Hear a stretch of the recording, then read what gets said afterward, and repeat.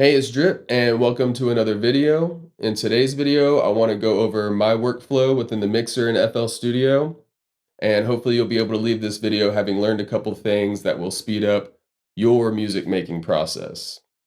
This is going to be the third video in a series where I go over the very basics in FL Studio. I'll leave a link in the description if you want to check out those other videos.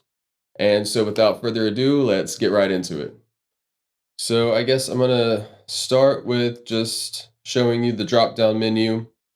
You've got all of your options for the mixer in here. I don't want to go over everything in here, but there's one thing specifically that I wanted to go over, which is this ARM selected tracks.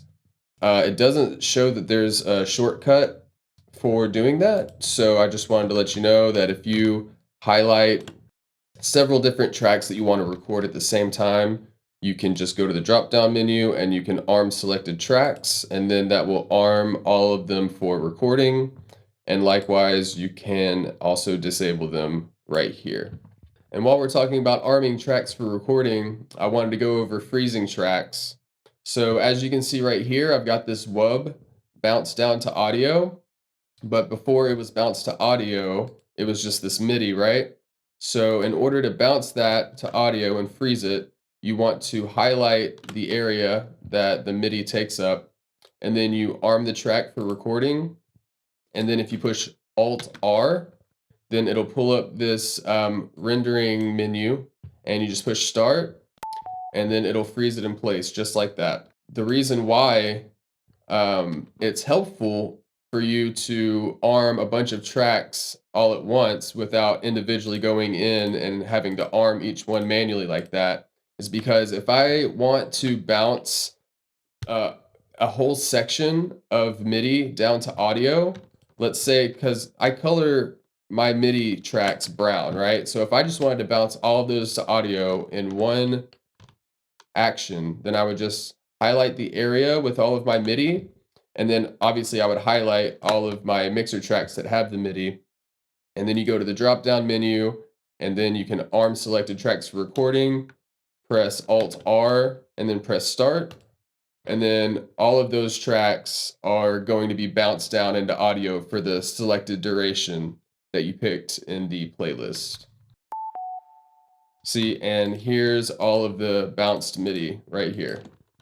And like I said before, you can just highlight all of the armed tracks, and you can go to the drop down menu and disarm the selected tracks. And that just does it all in one go. It's a lot easier. Okay, so right next to the drop down menu, you've got this multi-touch control option, which is for if you have some kind of like touch screen monitor, an iPad or tablet or something. I don't use that, so I don't know too much about that, but you have that option. We've got this view waveforms option. So right now it's just showing you, it's just a dB reader, and it just shows you the peak levels like this.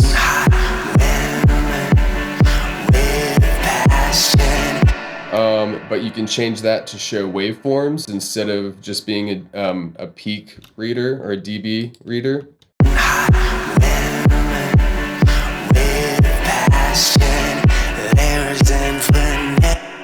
Okay, I prefer it to just show me the peak levels. I think that's more useful.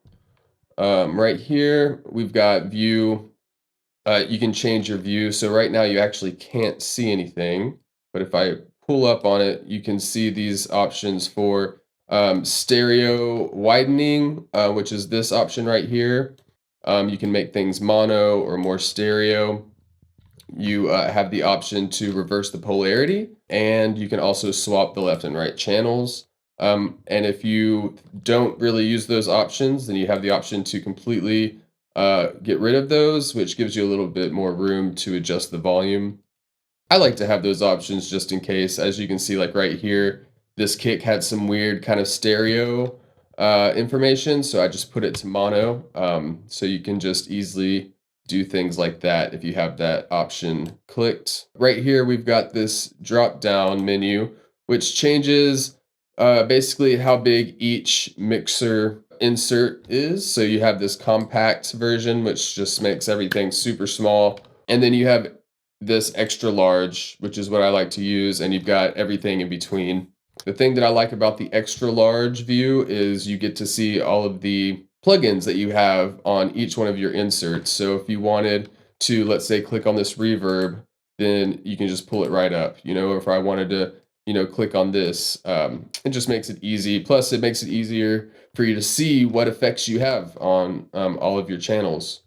So that's really helpful. Right here, you've got your master channel, which everything is routed to, and this current shows you the dB reading for whatever insert you have highlighted. So in this case, I have the kick highlighted.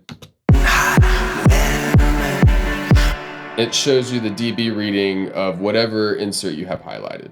Okay, and then moving on, I've got my metronome routed to the first mixer track, and you can route it to whichever mixer track it is. I think by default it's routed to the master, but having it routed to the master doesn't give you much control over the metronome. So I have it routed to the first insert, which allows you to obviously lower the volume of the metronome, or you can add effects to it. Like sometimes if you want to add a reverb to your metronome, it makes it a little bit, easier or less annoying whenever you're trying to record something.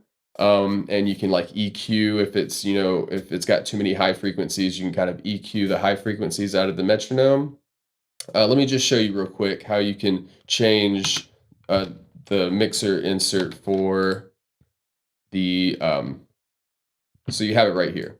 So whatever mixer channel you select right here, it's going to route the metronome to. So I just have it set to the first mixer insert. And you can also change up here, if you right click on the metronome option, you can change what your metronome is. So I just have it on the tick, but you have that option right there.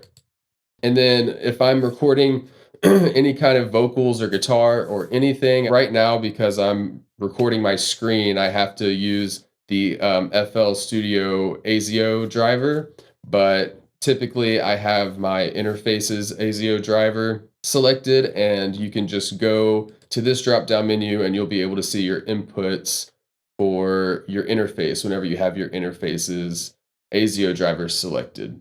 Another thing that's really helpful, if you have a plugin that has the parameters set in a specific way that you really like and you want to move that to another channel, each one of your plugins in your effects slot has this drop down menu, and it has this save preset as. If you click and drag that and drop it onto any other mixer track, then it'll keep those settings and it'll just move it to whichever track you dropped it onto. Another thing that's really helpful, if you have an effects chain that you really like and that you know you're going to want to use on a future project, you can actually save that effects chain. Let me just show you. If you right click on the mixer track that you want and you go to File, Save Mixer Track State As, then you can save this, rename it to whatever, and you can save it for a future project where you know you're going to reuse that same exact effects chain. All right, and let's say you have a sound that is just not working out and you just want to scrap it and start again from scratch.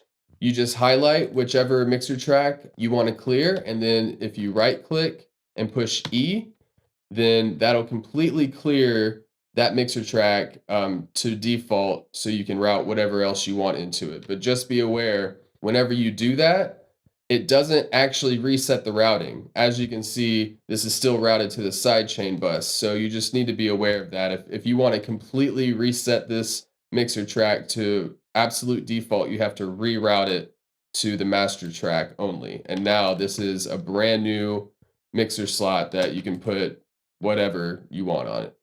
If you want to select multiple mixer inserts, you can hold down Control, click and drag, and that selects multiple ones. If you want to select multiple ones and move those in a group, then you can hold Alt and use the left and right arrows to move those around. If you just want to move one mixer insert, you can hold down Shift and use your scroll wheel, and that'll move that around. If you want to rename a mixer insert, then you can right click and hit R and it'll rename it. And actually, if you right click on anything, sometimes it'll have a letter underlined, and that'll allow you to, like I said, if you right click and you press R, it'll rename it. And you know that because whenever you right click on it, the R is underlined right there. So you can just right click and hit R, and it's just a lot faster to go to directly to whatever you're trying to do. So you can hit S to solo a track, so like that. But if you solo something like a sidechain bus, it doesn't automatically solo all of the tracks routed to that bus. So in order to do that, you have to hit Alt S, and then like you can see, it's basically muted everything that's not routed to this. But if you just hit S, it's just gonna solo the bus track, which isn't going to be helpful because it's muted all of the tracks that are routed to that. So just keep that in mind. Just Alt S, and then it'll solo everything that's routed to that bus track. And then you can hit Alt S on the master track, and it'll unmute everything because everything is routed to the master, right? You can route tracks to different tracks by clicking this arrow or unclicking it or clicking it again right here at the top to unroute it.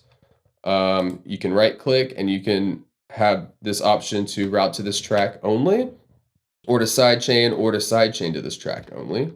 You have your volume faders, you have your panning left, right, you have your mute, unmute, and you have your mixer inserts right here.